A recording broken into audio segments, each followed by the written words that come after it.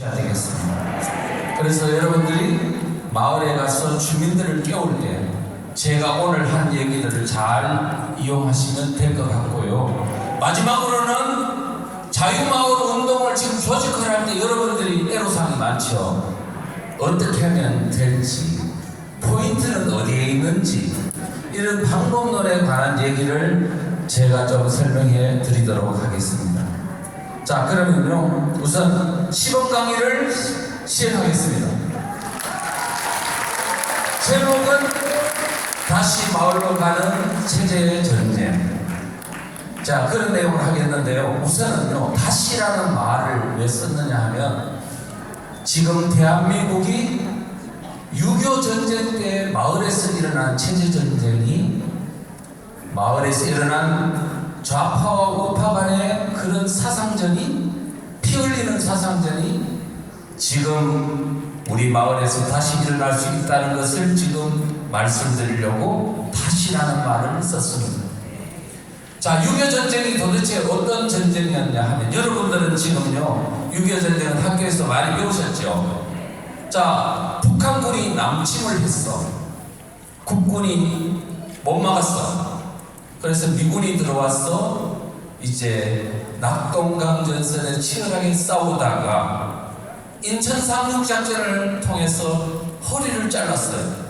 그랬더니 전세가 역전돼서 북한군이 후퇴를 해갔습니다.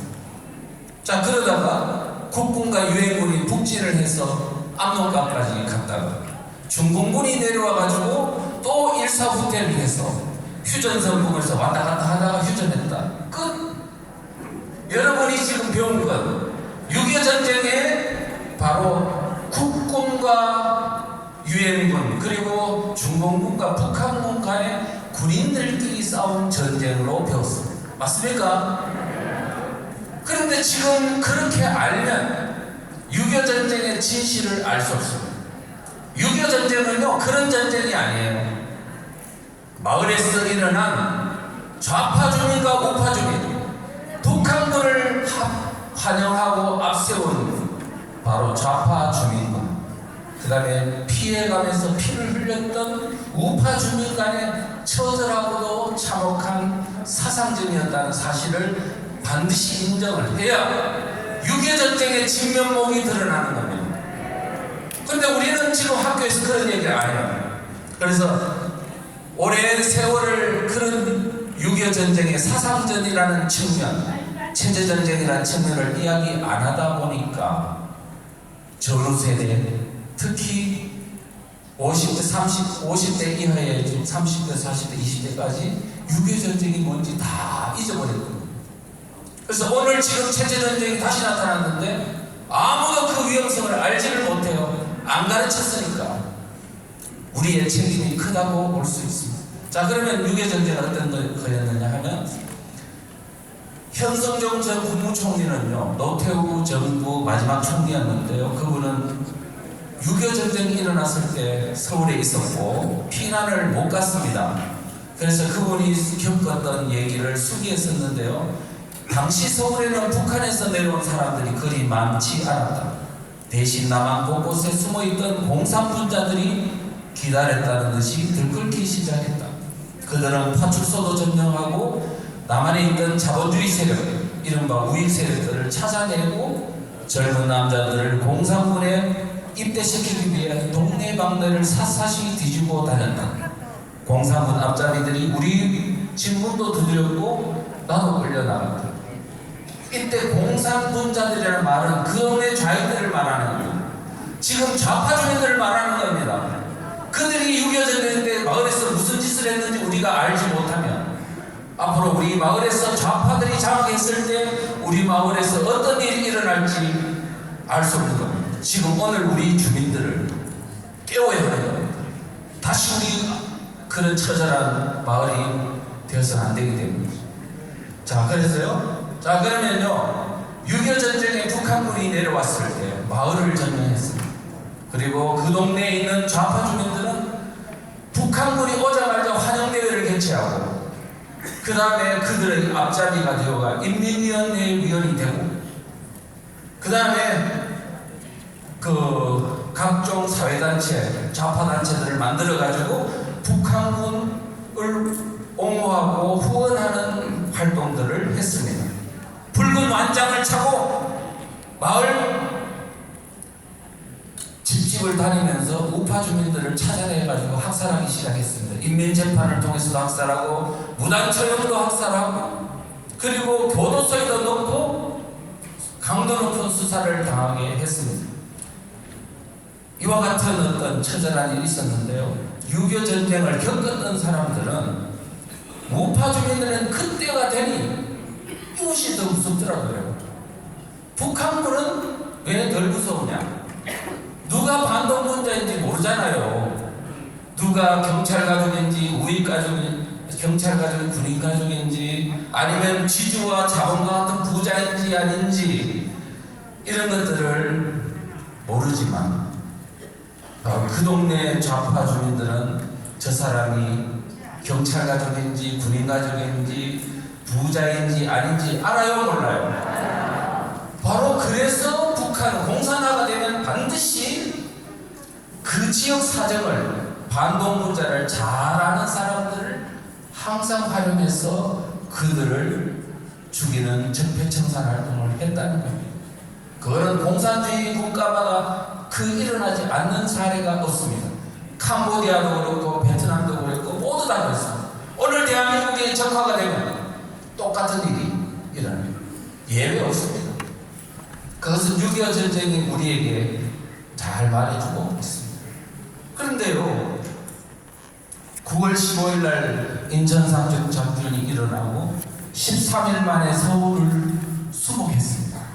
9.28 서울 수복이라 하지 않습니까? 그랬더니 전세가 역전되고 북한군이 막 도망을 북으로 후퇴를 하는 겁니다. 그런데 그냥 후퇴한 게 아니고 전국 각각 교도소, 말하자면 그때 당시에는 형무소라고 했어요. 형무소와 경찰서 유치장에 체포해뒀던 반동군자들을 싹 다 죽이고 올라갔어요. 얼마나 많이 죽였는지 몰라요. 가장 많이 죽은 데가 대전 형무소 6천여 명이 학살당하고 올라갔습니다. 그런데 그냥 죽이고 올라간 게 아니고 여러분 김책 공대 아시죠?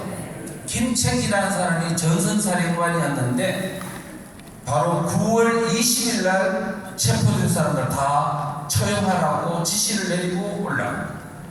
거기에 따라서 북한군이 후퇴하면서 바로 그 동네에 있는 자유들의 협조를 받아서 처형하고 올라갔어요. 그런데 이 죽은 사람들이 이 6천여 명이 어디서 잡혔냐면 마을에서 잡혀가지고 거기에 갇힌 겁니다. 마을에서 그 사람들을 체포할 때 누가 앞장섰냐? 바로 좌파 주민들이 앞장섰어요. 그래서 이들의 죽음의 책임이 바로 그 동네에 있는 좌파들의 책임이 무섭게 크다는 겁니다. 여러분들은 왜 이런 역사적 사실에 대해서 무관심하냐? 우리 국민들은 그걸 잘 모르기 때문에 과거 역사를 잊은다면요 반드시 그 역사의 보복을 당하게 되어 있습니다. 우리 자녀들에게 역사적 교훈을 반드시 가르쳐야 됩니다. 자, 그 다음에요. 그러면 대전 형무소만 그런 게 아니고 전국 각지에 있는 전주 형무소에도 1000여 명을 학살하고 갔고요. 곳곳에 있는 내무소, 그때 당시 북한은 내무소라고 해서 지금은 우리는 경찰서라고 하죠. 유치장에 있는 사람들을 대부분 죽이고 올라갔습니다. 서울이 수복이 됐습니다. 9월 28일. 서울 수복이 되고 이제 북한군은 다 올라간 상태 아닙니까? 자, 그런데요, 각지에서 이제 북한군이 이제 올라가고 공산치하에서 벗어났다고 2개월에서 3개월 동안 우리가 당했던 그 고통과 쓰라림을 생각하면서 각지에서 국민들이 숨었던 사람들이 다 나와가지고 태극기를 흔들면서 서울 수복을 환영했습니다. 환영대회를 개최했는데요.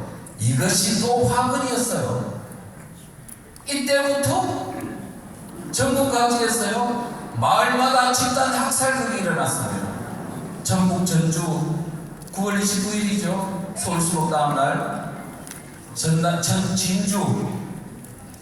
진주 학살 10월 2일. 그 다음에 전남 영광군은요 그 당시에 가장 많이 학살당했습니다. 지금 이렇게 학살당한 지역이 전방 군인들끼리 싸우는 전투 지역이었나요? 낙동강 전투? 백마고지 전투? 장진호 전투였나요? 아니잖아요. 전투가 전혀 일어나지 않던 마을 후방 마을 곳곳에서 우물가, 겨울가, 방공호, 구덩이, 사람을 죽일 수 있는 데는 무수한 많은 집단 시신들이 발견된 겁니다. 이미 북한군은 올라가고 없는데도 무슨 일이 일어난 것일까?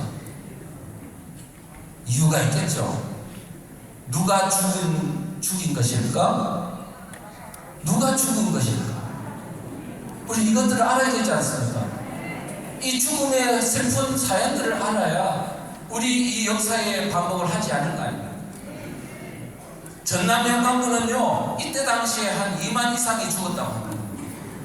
전남 영광군은 빨치산들이, 그러니까 이 그동 지역에서 좌익 활동을 했던 사람들이 이제 국군과 유엔이 구현이 오고 경찰이 오니까 이제 그들이 피신해가지고 막 이렇게 우왕좌왕 몰려다니는 지역, 가장 마지막 이 수복이 늦었던 지역이다 보니 엄청난 많은 피해가 있었습니다.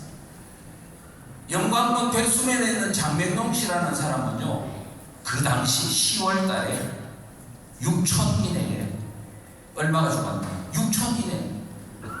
아주 치적이죠? 300명 이상 죽었어요. 몰살을 시킨 거지. 그래서 이와 같은 이 슬픈 사연들이 도대체 어떻게 된 거냐? 우리가 알아야 돼요. 제가 저기 가장 피해가 심했던 지역인 영광군의 염산교회를 가봤습니다. 자, 염산교회 교인들이 75명, 77명이 전원에 77명이 학살을 당했습니다. 사진이 걸려 있어요. 그때 77명이 순교당했다. 이렇게. 그런데 문제는 뭐냐? 누가 죽인 것처럼 그려놨습니다. 북한군이 죽인 것처럼 돼 있죠. 그래서 제가 거기 있는 분한테 그랬습니다. 북한군이 죽였습니까? 이 지역 좌파 세력이 죽였습니까? 그럼 북한군이 죽인 게 아니잖아요. 그런데 여기에 만약에 온 사람들은 어떻게 일하냐? 북한군이 죽이고 올라갔다. 아, 북한군들 나쁜 놈들이네. 아니라고요. 그 지역의 좌익들이 죽였다고. 우리가 이것을 알아야, 아, 호남 지역이 처절하게 마을 주민들 간의 사상삼수투쟁으로 인해서 가지고 어마어마한 우익들의 피해가 컸구나 하는 걸 알아야 역사의 재반복을 하지 않았습니까? 우리가 냉철하게 역사적 진실을 알 필요가 있습니다. 자, 그리고요, 그러면 그때 당시에 그렇게 죽였던 사람의 수기를 보겠습니다. 어떻게 되었냐면, 이 사람 얘기가요, 서울 수복 이전에는 별로 학살이 없었어. 이만한 집단 학살이 별로 없었다는 얘기. 그런데 북한군이 올라가면서 무자비하게 숙청하려는 방송이 나왔다더군. 빨치산들이 그렇게 이야기하더라니까. 그렇게 해놓고 이제 국군이 오고 미군이 오고 하면 우익 유가족들이 다 보복한다 이거야. 북한 전면군 하에 있을 때 이제 많은 사람을 학살하고 했으니까 유가족들이 보복한다 이거야. 그래서 보복을 막으려면 신을 말려야 한다면서 일가 친척까지 모두 잡아다가 모조리 죽였다는 거예요. 갓난애들은 자루에 담아서 그냥 던져버렸고요. 빨치산들에 의해서 처형 명령이 내려진 사람이 그걸 처형하기 위해 겨울가로 데려가다 보면 이미 80% 정도 죽은 사람이 돼 있었던 걸로 기억이 나요. 공포의 정신이 혼미해진 거죠.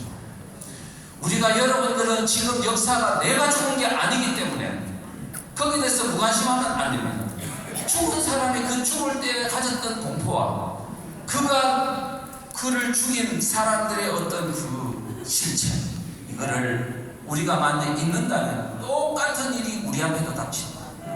우리가 지금 여러분들이 나서야 하는 이유는, 마을 주민들을 깨워야 하는 이유는 마을에서 이와 같은 비극이 일어나서는 안 되기 때문에 그렇습니다.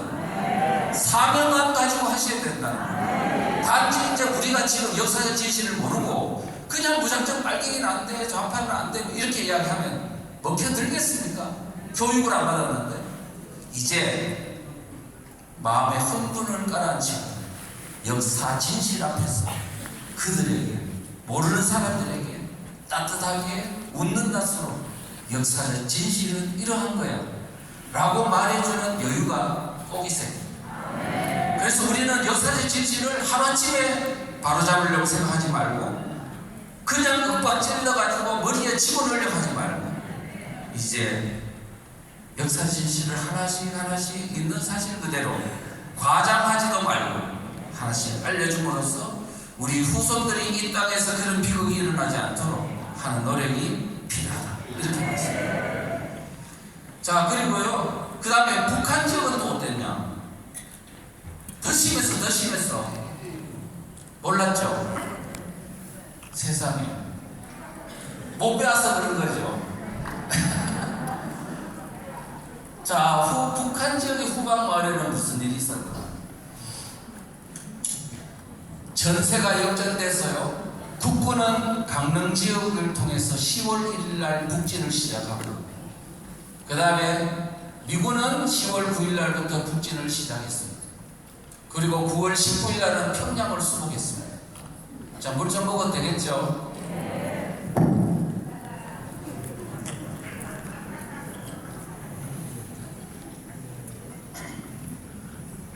그런데 북한의 지역을 가보는 순간에 북한 전역에서 너무너무 마을마다 시신이 많은 거예요.